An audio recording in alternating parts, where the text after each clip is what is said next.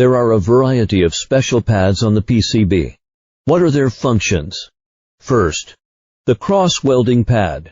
The cross-welding pad is also known as the hot welding pad, because the PCB is generally coated with copper for the GND network.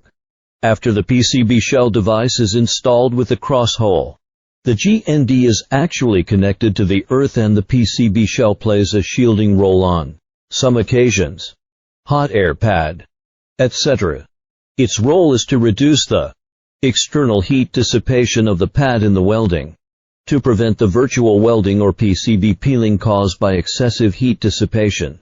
When your pad is a ground wire, the cross can reduce the connection bottom line area, slow down the heat dissipation rate, and facilitate welding. When your PCB is a machine patch and is a ray flow welding machine, the cross pad can prevent PCB peeling. 3. Teardrop pad. In circuit board design, in order to make the pad stronger, prevent the mechanical plate when the pad and the wire are disconnected, often between the pad and the wire, with a copper mold arrangement of a transition area, shaped like a teardrop, so-called teardrop.